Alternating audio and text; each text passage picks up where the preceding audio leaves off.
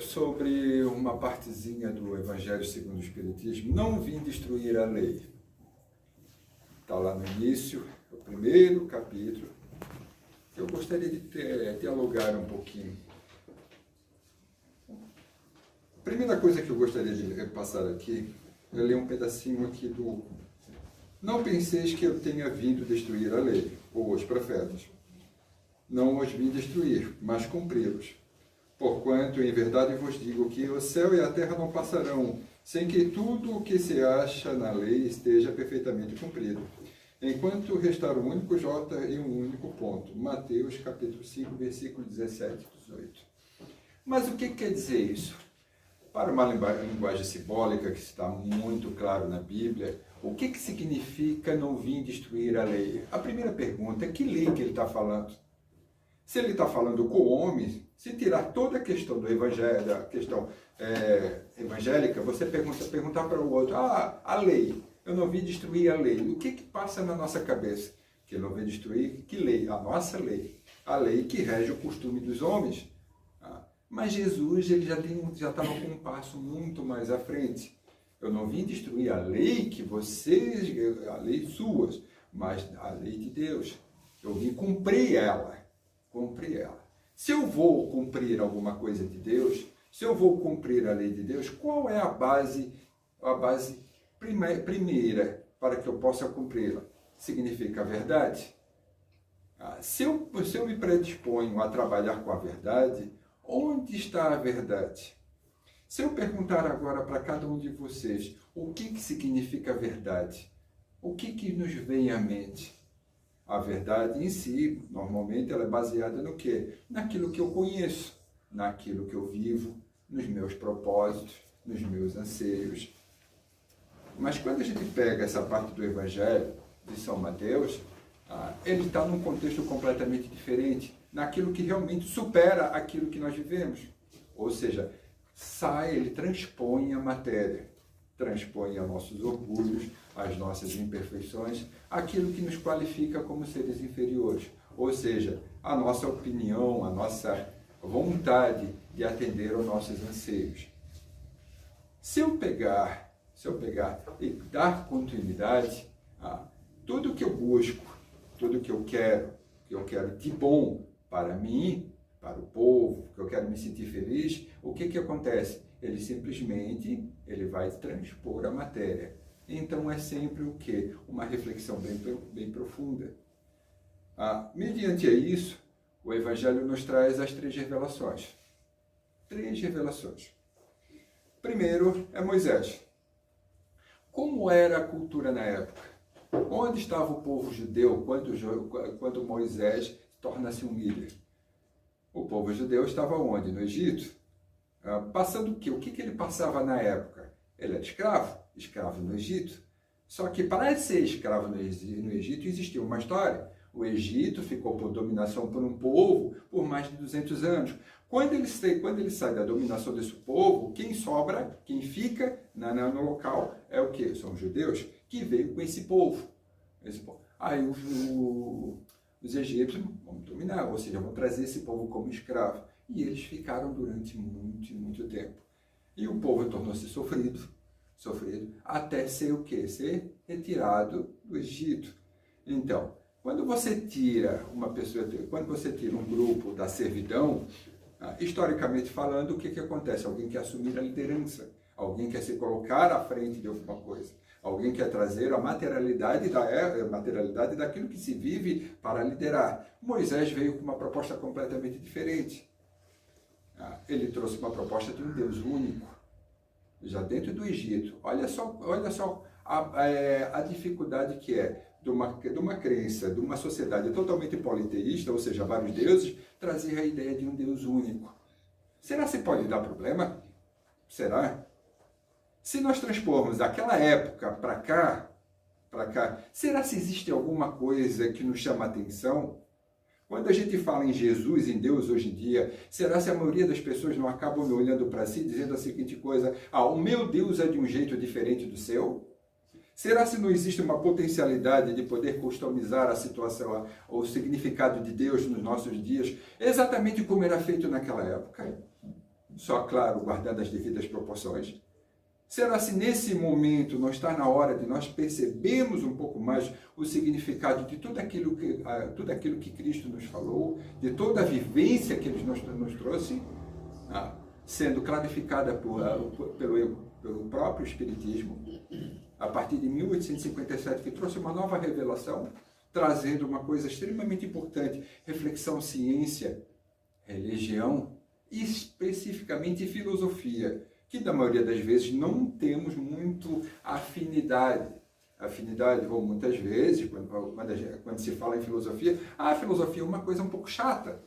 Não é chata? Não é? A gente não aprendeu isso. Se nós lá na escola, quando a gente estava lá no ensino fundamental, depois fomos para o ensino fundamental 2, quando o professor de história chegava, todo mundo gostava de história? Não era muito bem aceito, não. Por quê? A história é chata. Para que eu vou querer saber daquilo que acontecia no passado, isso e aquilo? Mas se eu trazer para cá hoje, nesse contexto histórico que nós estamos vivendo, em muita vamos dizer assim, bateção, ou seja, o pessoal estava batendo demais em relação de ideias, as ideias de um jeito, outra de outro jeito, estão sempre querendo buscar uma verdade absoluta. Será que o contexto histórico não é importante para mim saber o que está acontecendo com cada um? Se eu trago para Cristo, se eu trago para o Evangelho, eu preciso saber um pouco mais. Eu preciso saber o que acontecia na época de Moisés. O que significa não posso servir a Deus e a Mamon? Quando ele sobe o Monte Sinai e traz o acordo com Deus através dos 10 mandamentos, quando ele volta, o que ele encontra com o povo? Um bezerro de ouro. Que estava adorando a ele. E o que é esse bezerro de ouro? Numa linguagem simbólica, literalmente o que é? Dinheiro. Quando você fala mamon traduzido do hebraico, realmente é dinheiro, posses. Ou seja, naquela época já queriam transmutar a ideia de um Deus único em algo material. E onde ele vai lá e quebra o acordo, demonstrando o quê? Que o povo em si não estava maduro o suficiente para entender aquilo que estava ocorrendo. Aí a lei que é a ética para todo o tempo transmutada através dos 10 mandamentos, foi quebrada. Mas ele tinha que também o quê? Ter a lei para o povo, a lei em si, para poder corrigir a lei que os homens têm até hoje, tão necessária para que a gente possa respeitar o direito do próximo e o direito a si mesmo. E também entender o significado do amor. Que quando eu me coloco na posição de respeito, respeito vem do latim. Eu preciso olhar de novo. Se eu respeito alguma coisa, eu tenho que olhar de novo. Sempre olhar, para que eu possa entender cada vez mais o que está acontecendo. Então, se eu analisar, a reflexão, a razão, me leva ao quê? Ao entendimento. Se eu perguntar, vocês acreditam em Deus? Todo mundo pode dizer, eu acredito, mas você crê em Deus já é uma coisa completamente diferente. Porque eu acreditar, como Carl Gustav Jung falava, acreditar literalmente o que é? Uma emoção, uma ideia literalmente humana. Eu posso acreditar agora e deixar de acreditar depois. Agora, quando eu sei, é uma coisa completamente diferente. Ele te dá paz, ele te dá tranquilidade no caminho do bem, no caminho do amor, naquilo que você se predispõe a fazer. Se eu digo que sou cristão, eu vou seguir a quem? Cristo. E a Cristo é a reflexão. Então, quando eu me predisponho a dizer a seguinte coisa para mim, fazer uma reflexão é difícil, eu estou me distanciando de mim mesmo. Aí eu pergunto, cada um aqui, qual é o propósito da sua vida? Jesus não veio destruir a lei, ele veio dar cumprimento a ela. E nós em si, o que a gente faz no nosso dia a dia? Qual o objetivo nosso? Seguir a Cristo? Mudar alguma coisa? Ou dar cumprimento? Ou seja, entender e praticar o Evangelho. Com Cristo, o contexto de Cristo, como é que era? Quando ele veio trazer a segunda revelação, comandava na época? Quem era a seita primordial quando Jesus Cristo começou a fazer o seu evangelho? Tínhamos os fariseus. Todo mundo lembra que é os fariseus, não lembra? Lembra, né? E quem eram os fariseus? Quem eram os fariseus? Os fariseus eram uma seita que utilizava a religião para o seu bem, o seu proveito próprio. Ou seja, não tinha mudança de comportamento, mas diziam a si mesmo: não, nós somos doutores da lei. Qualquer mudança que poderia trazer de benéfico para a sociedade, eles queriam controlar. Qualquer semelhança com o momento presente é extremamente verdadeiro, tá? Então, Jesus é libertação, é reflexão, é bondade, é amor. Para me chegar à direção a Ele, eu tenho que cumprir aquilo que me é próprio. O que é próprio do homem? É o bem. Quando eu deixo de fazer o bem, eu deixo de refletir, eu deixo de fazer quem eu sou. E acabo cumprindo uma existência instintiva. Comer, dormir, procriar, viver bem. E o que eu estou fazendo mais? O que o Evangelho diz para mim? O que o Evangelho traz para mim, para que eu possa mudar, para que eu possa vivenciar? Quando eu acordo, o que eu faço? O que cada um faz? Agradece? Mas agradece o quê? Agradece os problemas ou só o que é bom, o que me faz bem, o que agrada aos meus sentidos? Agradeço os problemas? Agradecer os problemas não é tão fácil, porque agradecer os problemas significa eu refletir naquilo que eu sou, que eu necessito aprender. Porque o problema, a dor, vem para você chamando a atenção, para que você possa olhar aquilo que te faz falta. Porque olhar para aquilo que não tiver, para aquilo que está bom, aquela zona de conforto, é muito bom, entre aspas. Só que é um terreno que nada cresce. Se eu penso, se eu busco me desenvolver, se eu busco viver bem, eu tenho que interagir.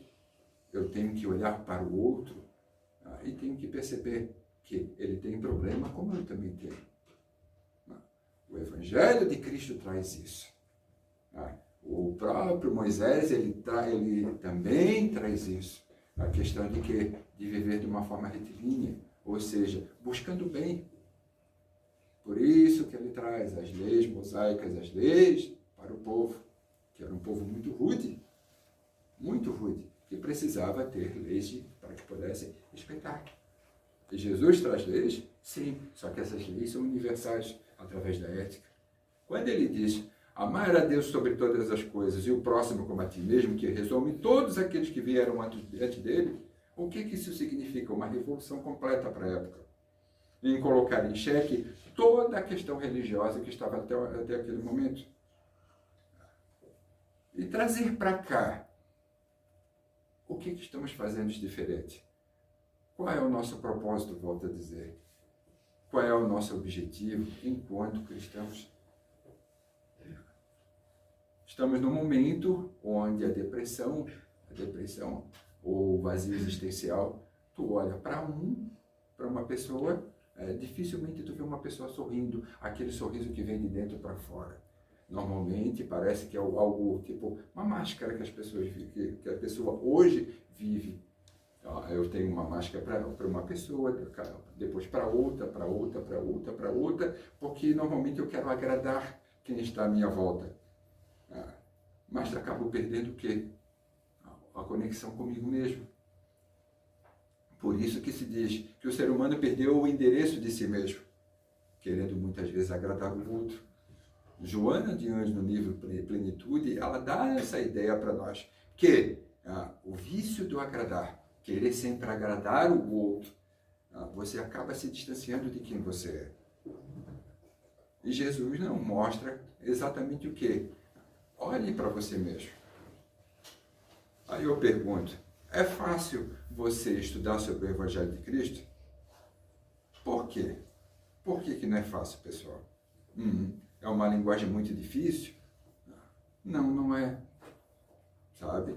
Eu mesmo, particularmente, eu digo para mim mesmo, não é. Porque sendo uma linguagem simbólica, se eu me colocar o que eu me colocar naquele contexto, ou seja, naquele texto, o que aquilo significa para mim.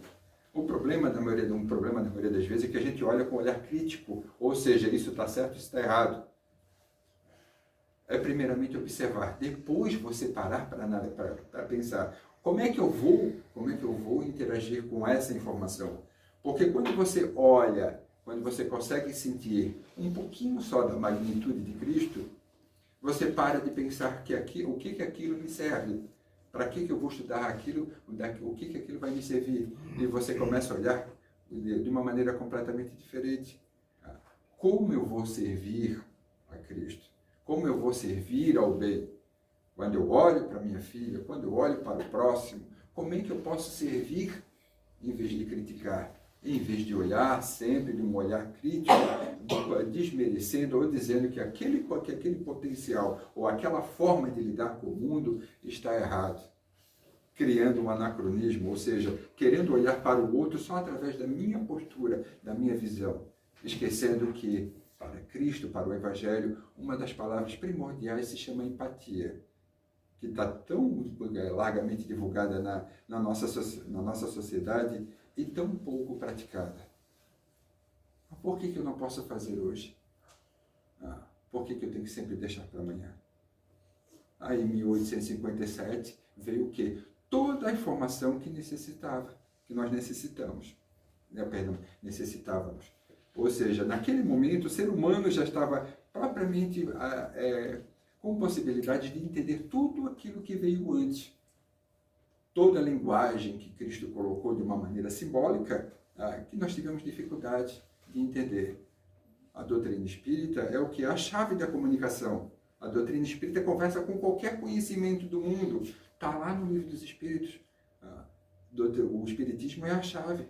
Basta eu querer ter boa vontade e procurar estudar, ler um pouco, que a informação vai chegar, porque os Espíritos, Deus, Jesus, nunca vai deixar nós a mercê de conhecimentos impróprios, só se assim nós queremos. Mas se você tiver vontade, ânsia pelo conhecimento, ânsia em querer buscar uma vida melhor, você vai conhecer, não tem jeito, não tem como fugir. Mas o primeiro passo é sempre seu, é sempre nosso. Então a doutrina espírita trouxe o quê? Religião com o quê? Com ciência e filosofia. Não tem como desassociar essas três coisas. É o tríplice aspecto da doutrina espírita. Não tem como eu falar de religião, para trazer só religião, para trazer para o mítico. Não, eu trago a filosofia e a ciência para dizer que tudo está ligado. Tudo está ligado. A ideia de dizer que tudo é separado está completamente equivocada. Tudo está ligado, tudo está em tudo. Lembram disso? Sabe? A vida é como se fosse um corpo. Você não consegue mandar um braço para um lado, a perna para o outro. Não. O corpo está sempre ali, junto. E nós somos exatamente um grande corpo, um corpo universal. Só que, é uma linguagem simbólica, sim, mas só que para que eu possa fazer parte desse corpo, eu tenho que interagir, eu tenho que fazer o bem, eu tenho que buscar aquilo que me é próprio. Volto a dizer, a virtude. Então, fazer uma reflexão, está sempre o que? Analisando, ou seja, buscando informações, é extremamente importante. Mas sozinho fazer isso, não, eu posso perguntar para o meu próximo, para o meu irmão que está do lado. Aqui nós somos uma casa espírita, existe o estudo, o ensino sistematizado da doutrina espírita, ao alcance de todas as pessoas. A leitura, ao ouvir uma palestra, ouvir o próprio Pentateuco que está lá no YouTube, você pode pegar, baixar e escutar. Não tem tempo para ler? Tem tempo para escutar. Então pode haver interação sempre. Então as três revelações estão aqui, estão nesse momento. Sempre trabalhando em uníssono, ou seja, trabalhando em conjunto. As leis mosaicas, ou seja, a ligação que Moisés trouxe, o acordo com Deus para os homens, Jesus atualizando atualizando. E a doutrina espírita trazendo informações que não poderiam ser explicadas na época.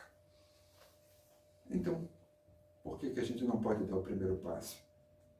Em saúde, em paz, em observação. Quantos e quantos irmãos aí fora estão precisando de uma palavra, sua amiga? Fazer o bem. Ah, mas eu preciso construir tal coisa, eu preciso dar ali. Você possa dar aquilo que você tem. Não é só dar aquilo que me sobra, mas dividir aquilo que eu tenho. Fazer caridade. Fazer caridade. Benevolência para com todos. Indulgência com as imperfeições humanas. E perdão para as ofensas. Que eu possa perdoar e perdoar sempre. Perdoar as dificuldades que o outro tem, mas sabendo que eu também tenho dificuldades. Saber que o outro é meu irmão, não só porque vivemos no mesmo planeta, temos o mesmo pai, mas também somos irmãos o quê? Nas dificuldades. Por isso estamos num planeta de provas e expiações, onde aqui a gente está resgatando sempre, provando para o futuro e expiando o passado. Então que a gente possa olhar para dentro de si e perceber que Jesus está aqui nesse momento. Onde um ou mais estiver reunidos no meu nome, lá eu estarei. Está lá. Que a gente possa trazer isso para nós. Isso para nós todo dia. Ele nunca vai deixar um filho, um irmão a mercê. Você vai estar sempre acompanhando. Mas para isso eu tenho que querer. Eu tenho que abrir meu coração. Eu tenho que deixar um pouco das mazelas que eu carrego comigo, que são as minhas imperfeições, as minhas dificuldades de perceber que tudo pode mudar. Parar de acreditar nas dificuldades, que tudo é dificuldade. Eu não vou conseguir, eu não consigo. Aquelas crenças limitantes que a gente aprende a todo momento. Que a gente possa tirar essas crenças limitantes e perceber que a crença não tem limite. Quando eu creio realmente, que eu possa deixar um pouco acreditar de lado e que eu possa entender realmente, vivenciando. Agora, para o futuro, tendo fé na vida futura. Tendo fé, porque fé na vida futura é uma fé inabalável. Fé inabalável que a doutrina espírita nos coloca é o quê? É aquela que possa encarar todas as épocas da humanidade com razão. A razão de todas as épocas da humanidade. E está lá no livro dos Espíritos. Nós procuramos muito o quê? Os fenômenos. Para que a gente possa entender, acreditar. Mas para Deus, como está lá, Deus não quer que o ser humano se converta ou que entenda através de fenômenos, mas sim pela razão. Porque fenômenos a gente tem todo dia. O fenômeno da vida, o fenômeno da natureza. Tantas e tantas coisas que muitas vezes a gente vê todo dia e acaba passando desapercebido. Olhar as coisas pequenas, que muitas vezes a gente deixa passar, uma planta, a natureza. Eu acho tão lindo quando eu entro aqui, todas essas plantas, acho uma beleza. Foi uma das primeiras coisas que eu olhei assim, nossa, que diferente. Porque te dá uma percepção diferente daquilo que a gente muitas vezes acha como normalidade. O normal muitas vezes, ele está trabalhando mais para uma estabilidade, ou seja, que eu não possa avançar. A normalidade é um acreditar muitas vezes sem reflexão. E digo, fé sem conhecimento, eles se tornam o quê? Fanatismo. Então, que eu possa perceber que Jesus é de todos. Não tem esse ou aquele. Não é o meu, é de todos. Muito bem explicado pela doutrina espírita. Que não tem misticismo. Todo mundo pode acessar. Se for pegar na história, olhar na história, toda vez que o ser humano teve vontade de encontrar, de ter acesso à informação, falar, analisar as escrituras, sempre teve muito problema. Sempre teve muito problema. Reforma da igreja, quando o próprio Jan Hus, mais tarde conhecido como Allan Kardec, propôs a reforma, dizendo a seguinte coisa: as pessoas podem ter acesso, que possa se dar a Bíblia, que eles possam entender a leitura, através da leitura, eles pudessem se conectar. Comunhão Hus, onde ele foi parar? Vocês conhecem a história? Não. Ele foi parar na fogueira. Mais tarde, como Allan Kardec, foi o quê? O precursor da doutrina espírita. Trouxe para nós a informação. Os espíritos trouxeram para nós a informação. E ele foi lá e decodificou. Hoje todo mundo tem acesso. Todos nós temos acesso. Quer viver feliz? Quer ser feliz? O que é felicidade? É eu, dentro de mim, eu ter possibilidade de dividir alguma coisa boa. Eu dividir aquilo que eu sou, o de melhor. Então faça o seu melhor possível sempre. Dentro das suas especificidades, é claro. Não tem como ser perfeito, jamais. Jamais. Porque nós somos perfeitos. Para quem gosta de dar uma olhada na Bíblia de vez em quando, pegar abrir de vez em quando, está lá. Até o mais santo dos santos pecava 7 vezes ao dia. Então, perfeição nesse mundo é muito difícil. Como ser. Então, mas que a gente possa trabalhar através do quê? Das nossas dificuldades. Mas, acima de tudo, entendendo que as dificuldades é um passo para você melhorar. E entender aquilo que estamos na luta constante. Saber o que é o amor. Muito obrigado a todos. Uma boa noite.